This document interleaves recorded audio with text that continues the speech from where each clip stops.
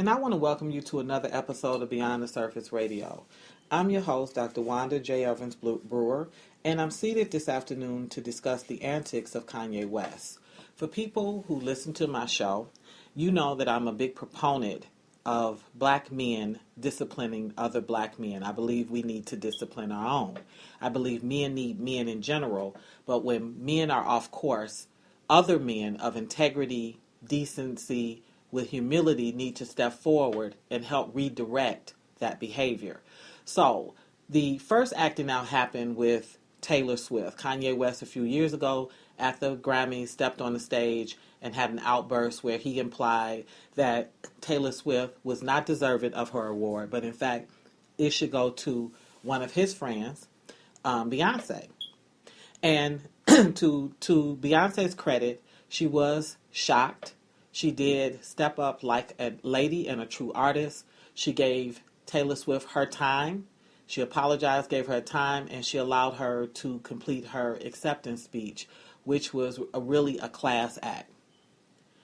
Different this time around was that the ensemble team, when when Kanye hopped up on stage, which he had his little clique with him, that consisted of John Legend, his wife, Kim Kardashian West, Jay-Z, Beyonce. Instead of disciplining him this time, they were laughing. They were laughing. He sat back down. It was all a joke, and it was all so funny. And even afterwards, John Legend apologized, saying, look, it was just all a joke. He was just playing. No one should really take this serious. It was all in jest. Okay. I don't think John Legend, who is probably the least known and of the artists and hasn't been around as long, would have thought it was humorous had it been him. But of course, when someone else is the target of that sort of behavior, it's always so hilarious. All right, well, Kanye West initially did kind of give the impression that it might just be silly antics, something where he was just reminding the general public, oops, you thought I was going to do it again, I tricked you. But his rant outside of the Grammys afterwards really spoke to the level of disdain and bad behavior and arrogance that many of the bloggers have described as sort of douchebag type of mindset he really harbored. He said some very hurtful and hateful things toward Beck, implying that Beck needed to respect artistry and he should have given his award to Beyonce. Okay? I've known about Beck for about 15, 20 years. He's a legitimate artist. He's a bit of an alternative artist. He's not that guy that you're just walking around with 20 CDs of him, but he does have a strong following. The couple of songs I like by Beck, I like. And it's just that simple. Nonetheless, he's a real artist. Kanye, on the other hand, has decided that he's an artist god. So he's in the Zeus of the music world. He's the decider of who gets to receive an award and who doesn't. And of course, all awards should go to someone in his clique.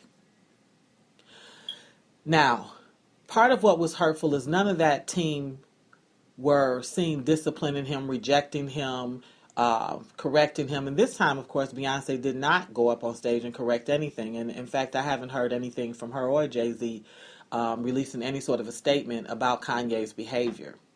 That's a problem. Okay? That's a major problem. Now we're getting into the uglies. All right, so the only person that really stepped forward to say anything that was of value, that I think really spoke to the heart of the problem and the evil levels of, or the sickness that lies within Kanye West, was an artist named Shirley Manson, and she's the lead singer for a band called Garbage. And what she says, and I want to quote her, that she's the front woman for them. She says, "It is you who is so busy disrespecting artistry. You disrespect your own remarkable talents, and more importantly, you disrespect the talent, hard work, and tenacity of all artists when you go so rudely and savagely after such an accomplished and humble artist like Beck." She accused him of acting small and petty. And she said, in attempting to reduce the importance of one great talent over another, you make a mockery of all musicians and music from every genre, including your own. She told him, grow up and stop throwing your toys around. And she wrapped up her comments with a bit of advice for him. She said, Beyonce does not need you fighting any battles on her account. What is Kanye doing? And why isn't Jay-Z keeping his protege in check? Shirley is absolutely right. Shirley Manson is absolutely right. Beyonce doesn't need any help. She get more opportunities than a little. She get opportunities that she deserves, and she get opportunities that she doesn't deserve. In fact, she got an opportunity that night she didn't deserve. Ledisi should have sung that gospel song, not Beyonce. Beyonce is not a gospel singer, and she is not a soul singer. She's a pop singer. Ledisi was the individual that made the song popular in the film Selma, and was winning an award rightfully herself. They gave that to Beyonce because she asked for it, okay? But she didn't deserve it. So here's a woman that is just that is getting more than her just desserts. That we have someone stepping up, supposedly defending from who? The big bad Grammy Awards? From Little Beck's Little Award? I don't know whether Beck should have won it or not. I didn't listen to the song. I didn't know the song that represented it or the album that they pulled it from. It doesn't matter. There is a protocol for how artists should treat other artists, and Kanye West is out of line with that protocol. And it starts with a really, really simple term: respect. Respect. You can't ask for respect and give disrespect. If you don't respect yourself, no one's going to respect you. So these are all basic things that you learn in, say, third, when you 3, 4, 5. You learn, these are all little moral teachings that we, and little things that we learn along the way through our faith, through family, through good friendships. Kanye is proven to be a very unstable person. I would go as far as to call him mentally ill. But I don't think he's crazy. I think he is in need of a whooping that his father never gave him. So I looked at these antics, and I looked at the fact that John Legend was quick to give a cover up for him. I looked at how the various people tried to make light of it, and I said, we're in a sad stage when we don't discipline our own. And then I started thinking, here it is, Black History Month. It's February 11th, and I thought about the history of blacks in music and what we've gone through to even get the right to stand on that stage. Hattie McDaniels was an actress that was in Gone with the Wind, and she was not able to go up on stage and get her award. Okay, I think about Nat King Cole, who is the reason we're even on TV. He was the pioneer for getting black folks on TV. And he had a show. It ran about 15 minutes with much fighting and turning down gigs. And it was a long year. But the bottom line was he struggled to get sponsorship. No, whites did not want to sponsor his show.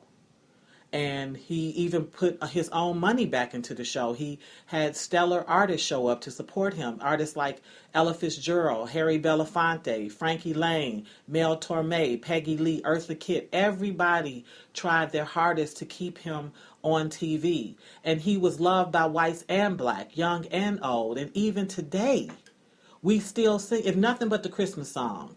When we hear his voice, we stop in our tracks and we sing with him. He is a part of Americana. He is a part of every American who's ever enjoyed Christmas. You cannot say you don't know Nat King Cole.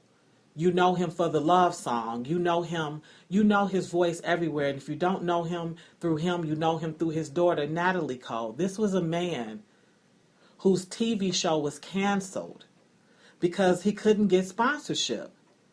They didn't want to sponsor him. And he had there was times when white women would be screaming at him, and he was beat up for that. He was mistreated for that.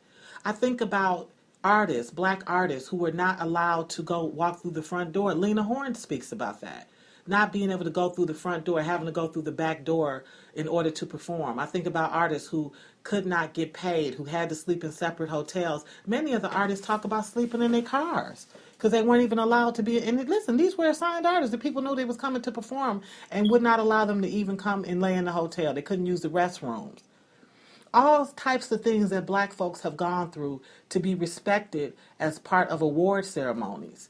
And they've told the line. They've taken the punches, the blows, the financial hits to survive it. I think about Billie Holiday on tour, traveling through the South and discovering, that black men get lynched and writing that incredible strong song, Strange Fruit, writing it, performing it, and putting it on wax, so that the world could know for sure that this is happening. I think about the black artists, what they've gone through in terms of being cheated. I think about Chess Records. Those artists, all those Southern artists was cheated. Those blues singers was cheated out of monies, royalties. They had to absolutely sue these people to get anything, and many of them never got anything. They would give them a car and put them in these jute joints and have them drinking up their money. It was a wrap on that. Black artists have gone through hell to be treated with any kind of respect. So who are we who fought to get respect to dish disrespect? Who are we to do that? And we should be the first one to discipline Kanye, given the history of the mistreatment of the black artists. Given the history of the mistreatment of the black artists, we should discipline Kanye. It should not have been Shirley Manson that said what she said so eloquently. It should have been other black male artists. Jay-Z, who has called so many women bitches, should have talked to that one. The only one that I know of that deserves the B word at this point is Kanye, because the move that he put on Beck was just that. And I am so sorry, listeners, but I have to call it what it is. It was a bitch move. He would have never done that to Jay-Z. He wouldn't have did it to Prince. He wouldn't have did it to Pitbull, and the list goes on. There's a whole set of artists that Kanye wouldn't have pulled it with. Now he's doing this, he keeps pulling these little stunts. And I am a proponent for black men disciplining other black men. And I'm talking about in love, in integrity. We all need correction. As listeners, artists, as consumers, we should discipline Kanye West as well. Nothing speaks louder than purse strings. We should boycott his music, and he should not be allowed to go to the next Grammys. This is my opinion. He should not sit, and they were in that front row laughing. And Beck, listen, Beck was a sweetheart. Beck was a sweetheart. Beck still said he liked him. Beck said, look, I aspire to be like him with my music. Everybody not going to like my music. Beck was an absolute gentleman. And he should stay back. He should stay a gentleman.